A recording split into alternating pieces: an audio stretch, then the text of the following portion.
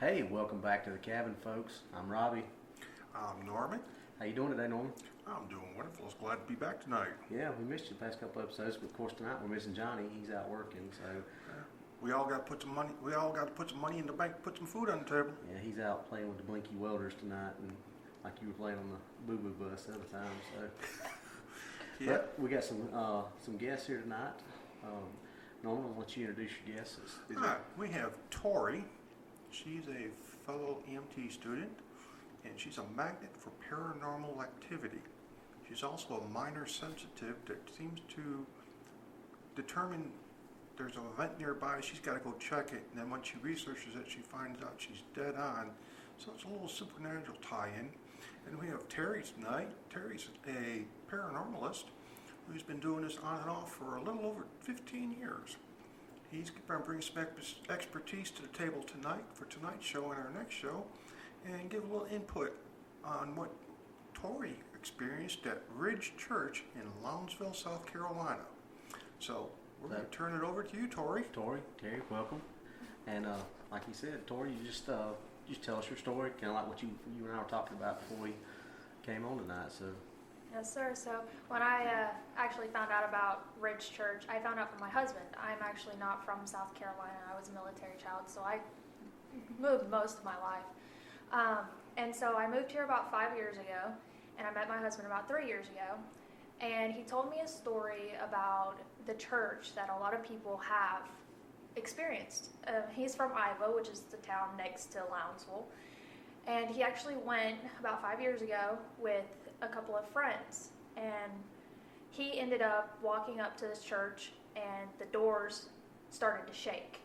Now, nobody's allowed to go in the church. It's actually locked up, and I was fascinated by it because I've always been the type to, for some reason, ghosts and stuff were a big thing for me. So we recently looked at a house that was in Lounsville, and I thought, hey, I'm going to go to the church. Mind you, I've never been to Lounsville. I've never been to this church before. And I was like, okay, well, I want to go to the church. My husband had such a bad experience there, he decided he didn't want to go at all. So he sat in the car, and I went by myself. I can't say I blame him, probably. He's probably a smart man. You know, it's like our friend Anthony who I was said, about to say, that's an Anthony Canatella thing right there. yeah, if I can't shoot it, ain't going near it. Exactly. Love you, And that's Anthony. definitely his mentality. And so I was like, you know what, I want to go to the church. So I ended up, you have to park your car. There's a gate that you can't drive your car up. And it's basically down a dirt road. But right before you turn off this dirt road, it's on a road called Harper Ferry Road in Lounsville. And I actually went up to the church, and at first it was just a weird vibe. There was like nothing that you could really just weird. And I started hearing like a lady talking, which was beyond something for me. Was it clear or slightly garbled? What It would was you say? kind of like she was moaning, but not really. It was like she was talking, but it was like really low, like something kind of sad. Okay. And I actually heard it towards this opening. Now, this church that I found is actually, Ridge Church was built in the 1860s. It's one of the oldest buildings. And the church is made up of 4 cemeteries. It has one on the side, one off to the other cemetery, and then one directly behind the church. And then there's a cemetery all on its own directly into the woods a little bit further past the church. And I was at the church when I started hearing things, and I was just, it wasn't much. You know, it was during the day, not really anything you could really do during that time. And I ended up turning around, and as I was walking back, I started hearing like slamming, like there was wood just slamming. Now, this church is all boarded up. Nobody's allowed to go into this church because more like 20, 30 years ago, this church was actually used as a satanic church. And then the town actually closed up, and nobody was allowed to go in and out. And the windows are all boarded, and so the window that was boarded up on the side of the church, I turned around when I started hearing the slamming, and it was open. Mind you, they're all supposed to be locked. They're not supposed to be able to move. And so that kind of freaked me out a little bit. So I ended up turning around, and I just kept walking. I'm walking down this dirt road, which is even more creepy because it's in the woods. I don't know why they put a church in the woods. And then I started feeling like a stabbing pain in my ribs. And then it kind of radiated down to my shoulder. And at that point, I was just like, I gotta get out. It just felt off to me. There was nothing right being there. I didn't even go near the church. I didn't go within like 100 feet of the church. I stood in the middle of the cemetery. Right. And, most people talk about, when the energy sources, running water is a big thing. It attracts energy. Johnny and I talked about that on, I believe it was a couple episodes ago. Yeah, we talked about that. We talked about that. We mentioned it. The Long Cane Massacre. There was something to do with the creek down there that if you stood up there and watched the creek long enough, that it would actually reverse directions, and then at some point it would actually stop. And so it's got to do with some portals. Like if you crossed over it, that. I want to go check this out. Yeah, that is crazy. One of the shows when you were gone, we talked about that one. That's actually the second time I heard that. So that's just kind of. And there's another thing too is crystal activity. I mean, like around the lake and all that, you'll find that there's deposits of crystals. Yes. I'm not sure what the geology is right down that way, but crystals also amplify spiritual energy. They do. I actually carry an amethyst around with me everywhere for that exact reason. So, going back to this, the pain you had, did it like the further you got away from the church, did it kind of dissipate, or? It was actually right. So the way I just describe the church and where it's at is there's a gate, and then there's two roads. They're dirt roads. Mm-hmm. One road to your right leads straight to the cemetery and the church, and then the other one going straight to your left takes you to the back cemetery. The one that goes to your right, it's nothing but woods, and it's just trees overhanging. I felt it right when I went in that tunnel of trees, and then it stopped as soon as I got out of it. Like when we ask patients about pain to describe it, how would you describe it? Like a stabbing? Yeah, it felt like I was getting burning? stabbed. Like somebody took, which is another thing that I've learned, obviously, from my dad being in the military. There's a certain place right under your rib cage, under your arm, where you can stab straight through the heart. Yep. And that's what it felt like. It was in like my fourth intercostal space getting stabbed in my heart. Yeah, that's actually a lot of special forces when you're. That's one of the silent takedown methods. Yeah. It's almost instantaneous. And that's what I felt, and it was just straight like down my arm, through my shoulder, and I felt that pain in my shoulder until I even got out of Lounsville. Like it stopped in my heart and my chest, but in my shoulder, I felt it all the way till I got into the city limits of Iowa, and it was just painful. Let me backtrack on a question. Now, going in, a lot of people sense or feel something. I'm going to use the term heebie-jeebies. Okay? Did you have anything like that going in? When I went in, yeah, I kind of felt off. My husband was even feeling off. He didn't want to go in. Now, when I got into the cemetery, I was just standing there, and I didn't feel anything, but while I was standing there, I kept looking over to the back cemetery directly behind the church. Not the one that's all the way in the woods, but the one that's you can see from the church. And that one really, I didn't go near it. I didn't want to. The church itself, I didn't go within 100 feet of. It wasn't until later that night that I did. Mm-hmm. And that was even scarier. Somehow I convinced my husband to go out there with me, which was quite impressive on my part. I think I did negotiation pretty well. So. Why does the old Meatloaf song come into my head? I'd do anything for love, but I don't know if I'd do that. Well, the question I asked, did you feel any temperature changes? Actually, we did, but not during the day. It was actually during the night when we felt it.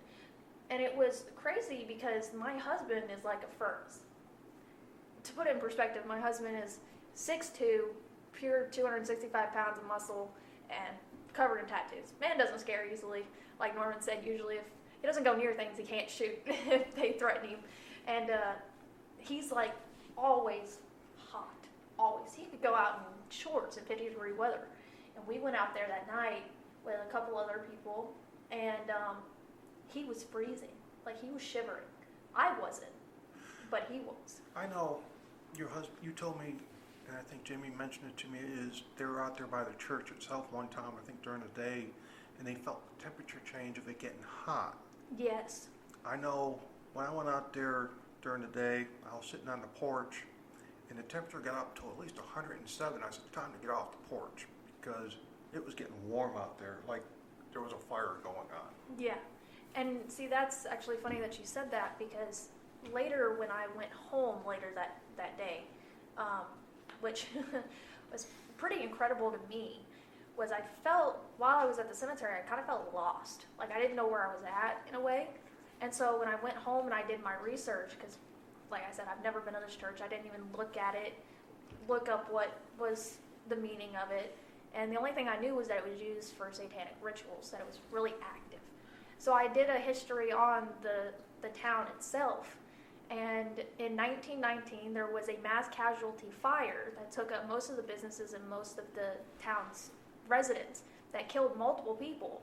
And they were actually buried in Ridge Church cemeteries on an unmarked grave. So like a mass grave thing? Yes. Wow. I wonder Unmarked. if that's got anything with the fire. I wonder if that's got anything to do with the temperature and the heat. It's either I would that say or so.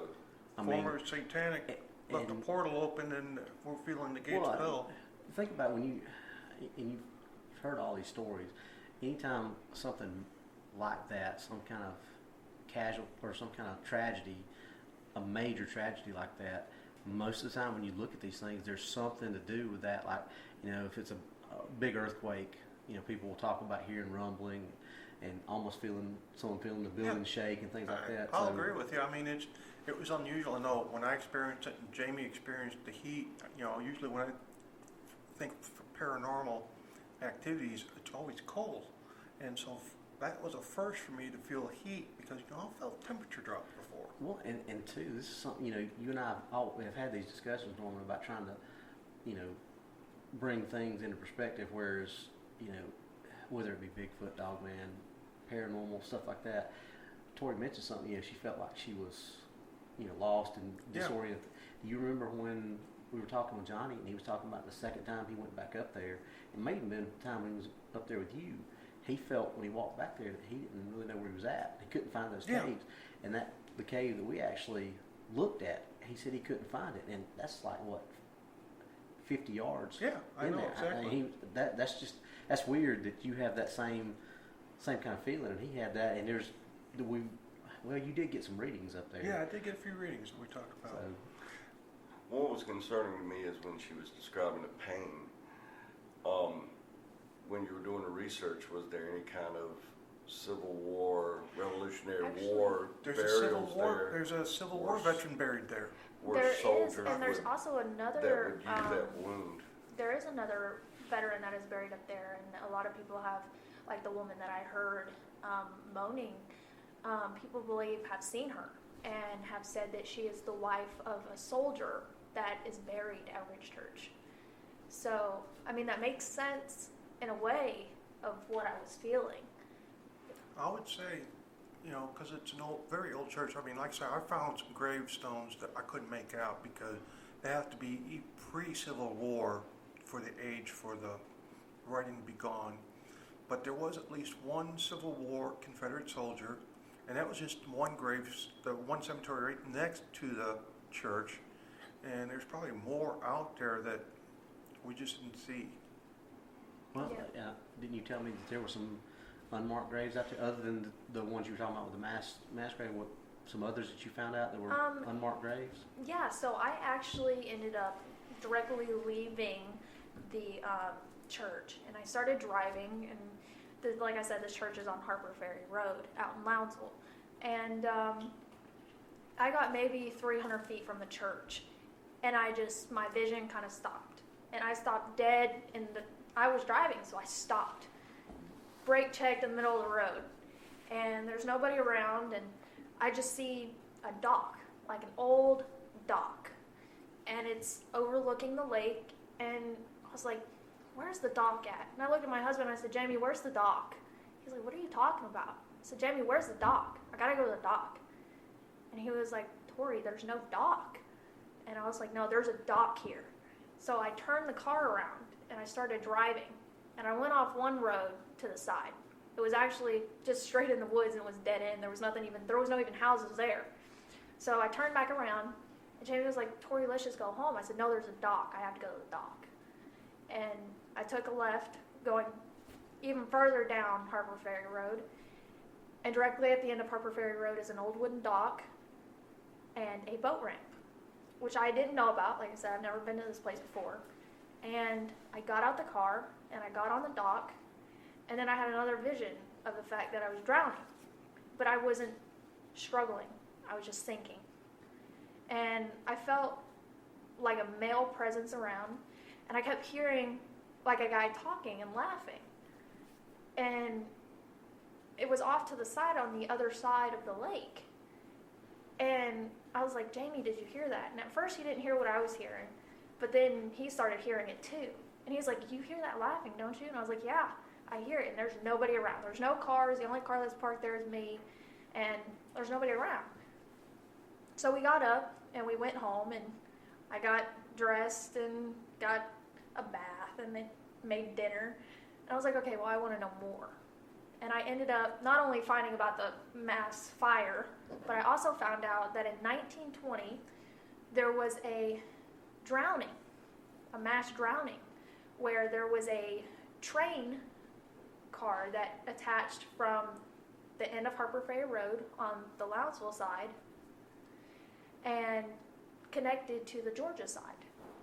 And I guess in 1920, that somehow, some way, a cable had broke off on the Georgia side.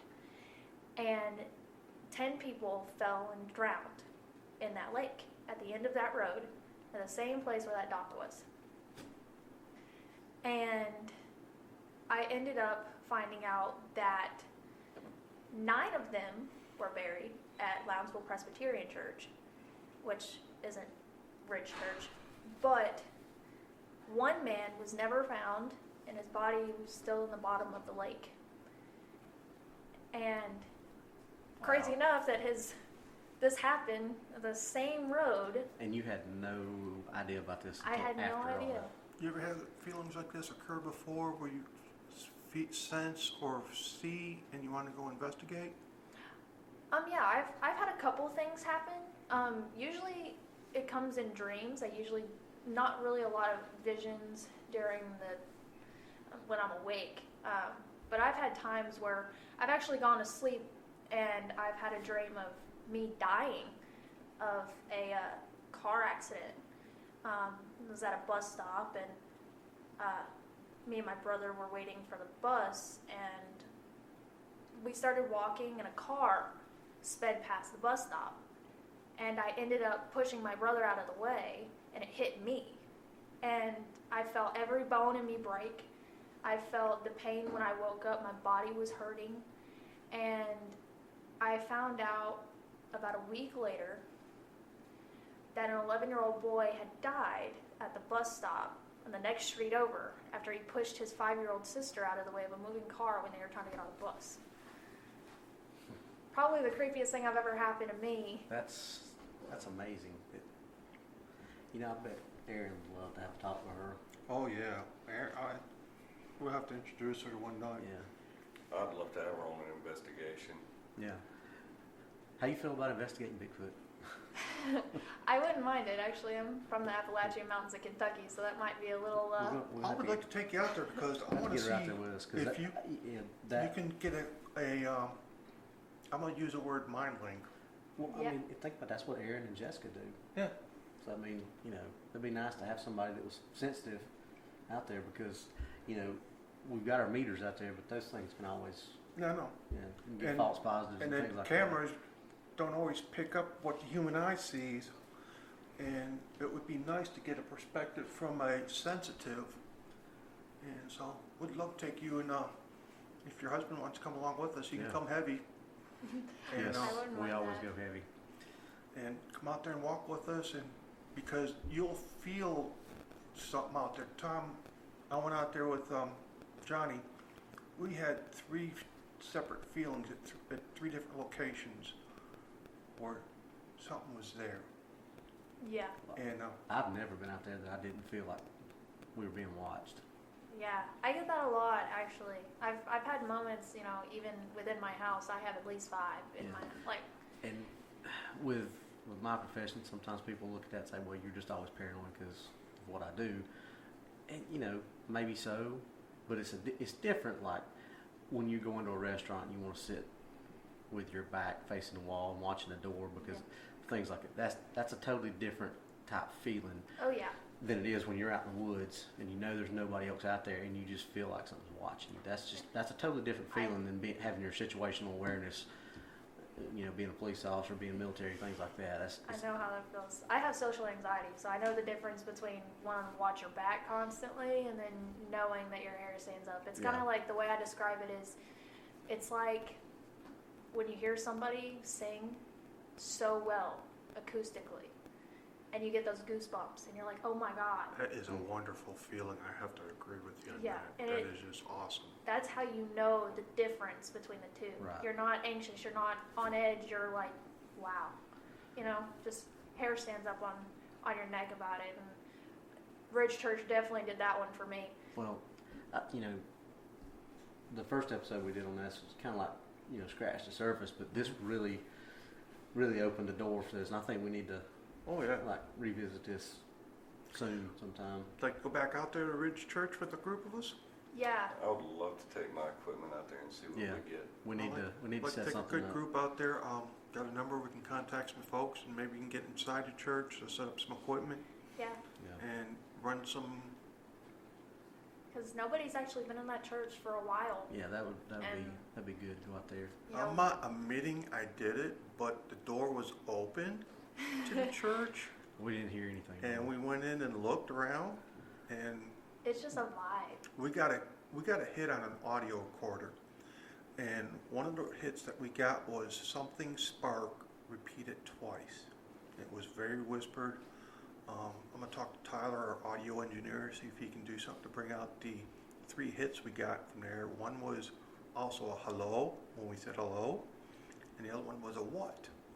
Yeah, and see that kind of makes a little bit of sense because when we went, just like I said, I went by myself during the day, but I went at night with a group. And when we went, you know, I took my camera, started, you know, flashing pictures and stuff, and we got a lot of orbs. Got a picture of a lady actually standing off to the side in the same area that I had heard her talk earlier, of that moaning, and we know there's no trees there because it's a passageway that actually leads to a running creek directly behind the church. And you know, all of the things between the cold air and the change in temperature and the talking, the orbs, the things that we were seeing, it also came into account that when we got close to the church, we started hearing chanting, like over and over and over again. And I couldn't stand near the church. And then we heard, the crazy thing about it was me and Norman hooked up my camera to his computer and took all the pictures off. And in one picture, there's actually 2 orbs standing pretty much on top of the tin roof of this church, which was crazy because we also heard banging of the tin roof like something hit it and rolled down. So the fact that we actually got that picture was insane to begin with because it actually goes into account with what we heard. Maybe eventually, if we go video like some of our other shows, we can start showing some of that stuff. Oh yeah, well, But working on a we're- Facebook page, so But we'll have that coming out there pretty soon, so we Tori, can see some of the stuff. that was very, very, very interesting. I enjoyed that story a The lot. one thing I would say is if you go back out there, would be to take some crucifixes or something. Yes. Because of the Satan worship out there, demons can I attach. actually did that. I brought some sage with me. I brought sea salt, and I brought a penny. That's smart. Because when they follow you, you put an offering out. I actually put a penny on top of. Crystals are also Yes. good. I got a woodworking shop. I'm making some. But I'll get the CNC. I'll get the CNC fired up, and making some. You give them something else Crystals to are attach really to. good too. Yes. What- Amethyst is something I definitely Well, recommend. depending on what Maybe we type need to of bring crystal some you wooden use, stakes. I use amethyst. is that protection or is it Yes, medium? it's actually protection. It's both. It's It's protection, mind, and it opens up your technically your third eye. But yes, I use both. Well, Tori, I'd like to have you come back and sometime, and I'd obviously like to have you come out on some investigations, some more on Ridge Church, and maybe some of our Bigfoot investigations. So if you and your husband are willing to come out there, we'd love to have you. I would absolutely love that. All right. Well, that's about all we got for this episode. Norm, you got anything else? I want to tell you, Tori, thank you for sharing your story with us No problem. and your new perspective to this. And hopefully, we'll have you on more of our shows with doing some investigations from your perspective as a sensitive. I hope to come back. You're welcome to. We enjoyed having you. So, I guess we're missing Johnny, so we can't have Johnny sign off tonight with his normal comedic sign off. But hopefully he'll be back in the next couple episodes. We'll get him back. He just work didn't allow for it tonight. So, all right. Well, if you'd like to come back the next time or next show when we have Terry's show, we'd love to have you come back and maybe give some of your perspective on some things that he said. And Terry, glad to have you tonight. Thank you both. So we'll see you back on the next episode where you get to tell your stories about what you're wanting to get into. But other than that, guys, thanks for coming by the cabin, and we'll see you next time.